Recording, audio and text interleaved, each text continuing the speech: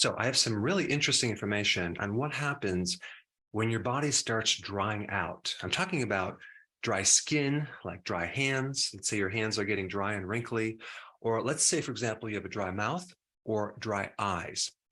What is behind this dryness? Okay, there's multiple causes. Let's start with your skin.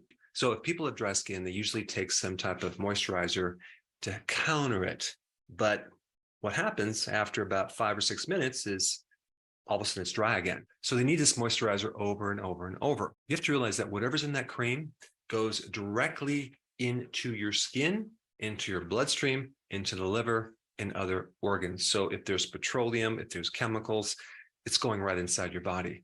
And unfortunately, a lot of these moisturizer creams actually end up drying you out because they have certain things in them, like alcohol. Either consumption of alcohol or in a cream can make you dry from the inside out. Then we have petroleum products, right? So you have to start reading the label on your creams and avoid anything with petroleum. Medication, psych drugs, high blood pressure medication. There's actually over 500 drugs that have as their symptom dry skin.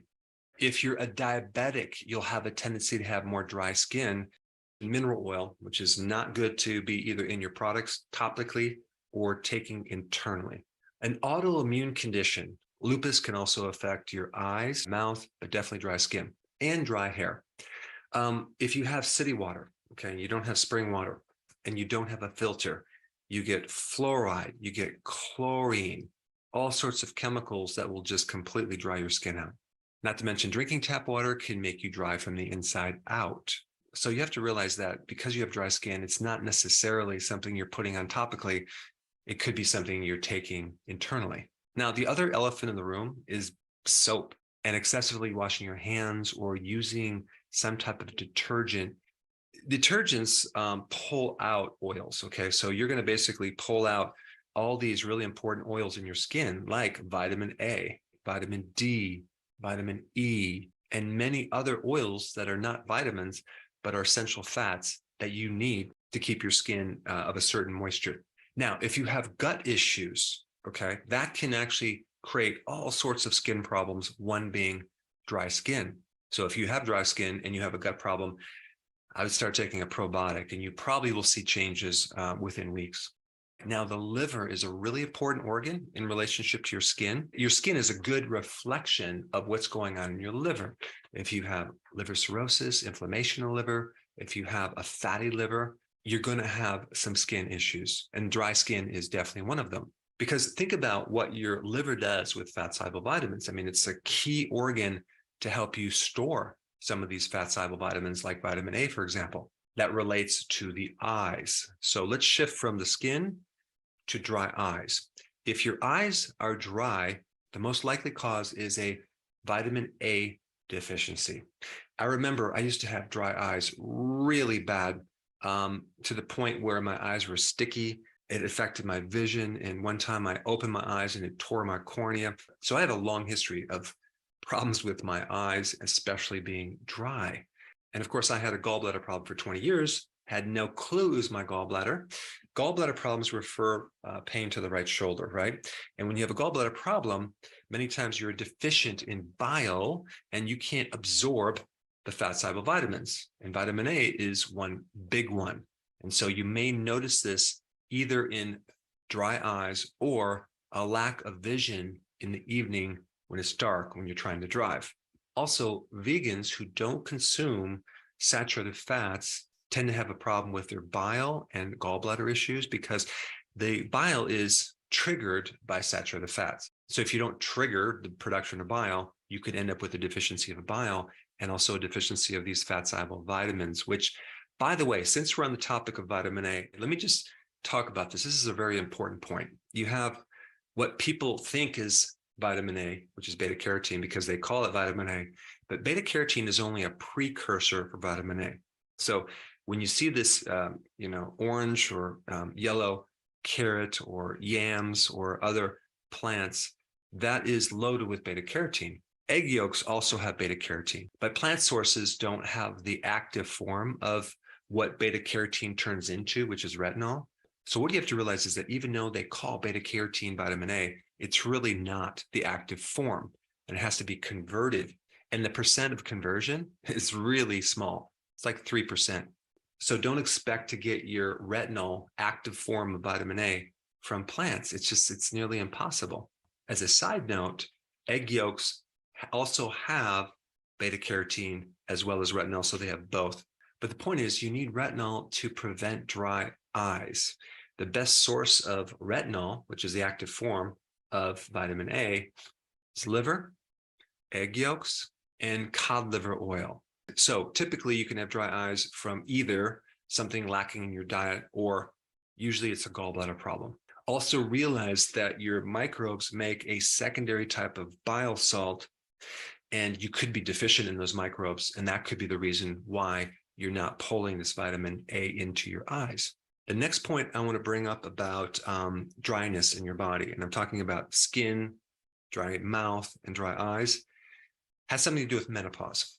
Let's say you are going through menopause and you have this hormonal shift. Typically what happens, you have a decrease of estrogen, but you have a more significant decrease in progesterone.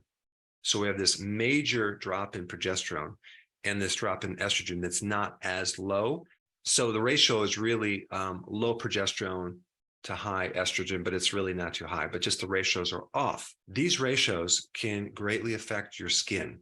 They can affect your collagen, but they will usually make your skin very, very dry.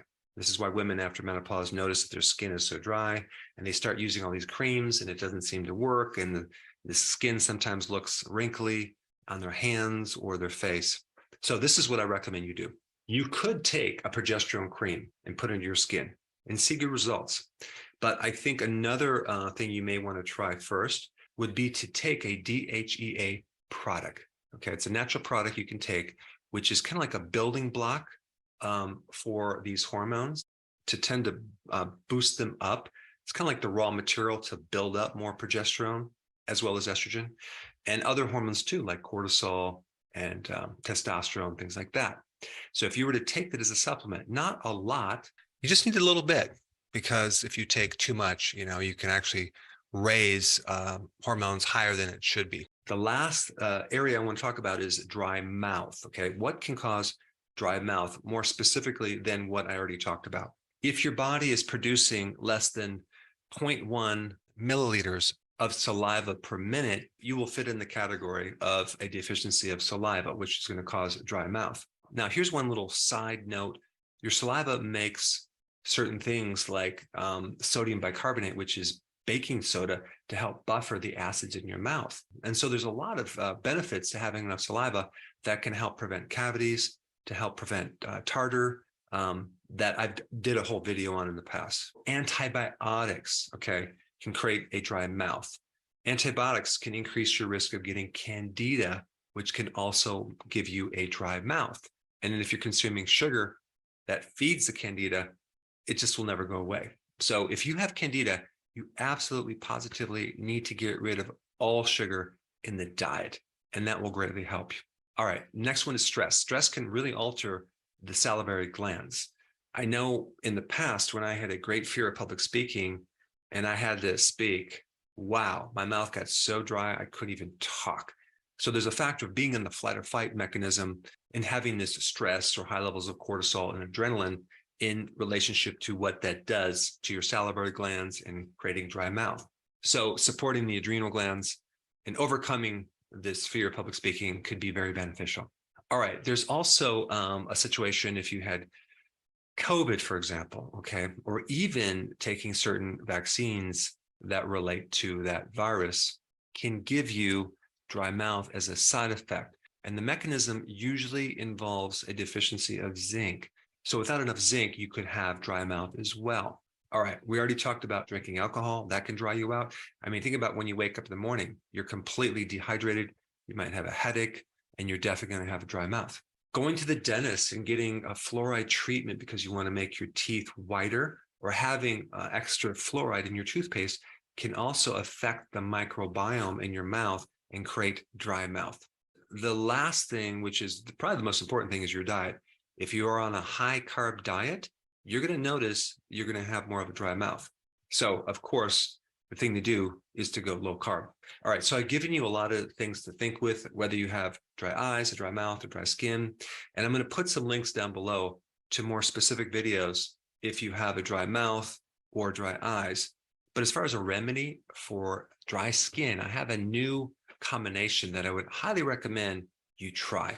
It's combining two things, lanolin with vitamin E oil. What is lanolin? That is a natural substance that sheep produce that keep their skin and wool nice and protected. And you can get this as a natural product, okay? Then you can put on your skin. It works great for dry skin. Now, I will say there's a little bit of a scent to it that you may not like, but it's not that bad. But it's very, very natural. If you get the natural one without the detergents, the deodorizers, the alcohol that they normally put in there. So just get something very, very natural. And then put a little bit in a dish with a couple drops of natural vitamin E oil, mix it up good, and rub that into your hands and other parts of your body. And you're going to notice a great moisturizer effect, especially in the winter. And I think you'll really like the solution. Now, if you haven't seen my other video on what to do for dry hands, I put that video up right here. It's been very popular. Check it out.